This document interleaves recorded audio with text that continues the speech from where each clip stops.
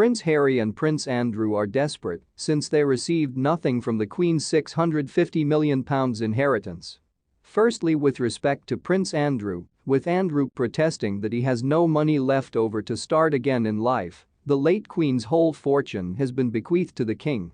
According to reports, Prince Andrew has been lamenting to pals that he hasn't received any of Queen Elizabeth's rumoured £650 million inheritance because King Charles is now in complete charge of the royal purse strings. Charles, the lone inheritor, is exempt from paying taxes on the money and has thus far refrained from giving any to his younger sibling. The Duke of York reportedly feels bewildered over his lack of money because he lost his taxpayer-funded security and housing when he retired as a working royal. While his yearly £249,000 stipend will be reduced starting in April, he also risks losing Royal Lodge, the £30 million mansion in Windsor Great Park he shares with his ex-wife Sarah Ferguson. With millions already invested in renovations, Andrew will find it difficult to maintain the home without the subsidy. Although both Princess Anne and Prince Edward are working royals and are funded by the sovereign grant, it is also claimed that they have some bitterness over not getting an inheritance.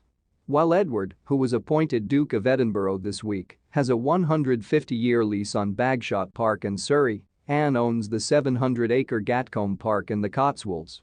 Andrew's pal stated to The Sun on Sunday. He has apparently looked into it and found no motivation. He is hopeless. God forbid, he's a member of the family. What is he supposed to do? To his older brother with a cap in hand to keep a roof over his head? Although the Queen made extensive preparations for all of her children while she was still living, Charles has made it obvious that the royal budget needs to be cut. This week, it was revealed that he had declined to cover Andrew's costs for a £32,000 yogi to visit him at home and treat him. The King, though, has pledged that his brother won't be abandoned without a house. Hugo Vickers, a royal expert, stated to the Daily Mail.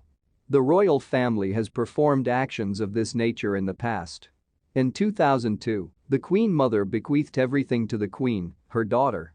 As the monarch doesn't pay taxes, it's a means to dodge death duties and preserve the money. The Queen Mother specified which of her kin should receive whatever present, but her daughter was given final say.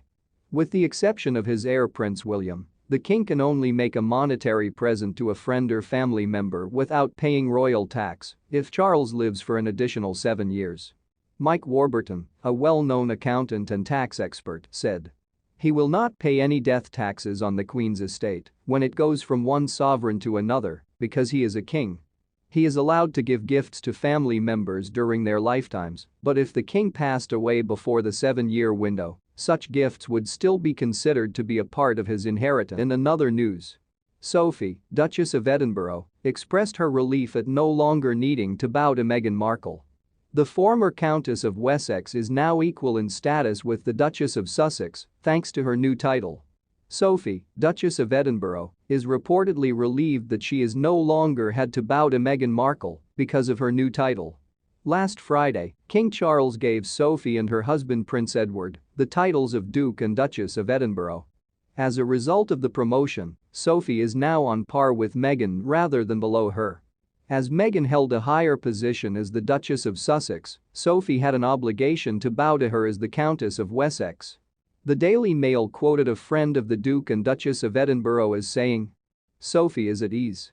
She is no longer required to bow to a member of the family who has abandoned their royal responsibilities and has spent the last 3 years criticizing the organization that Sophie works so hard to uphold."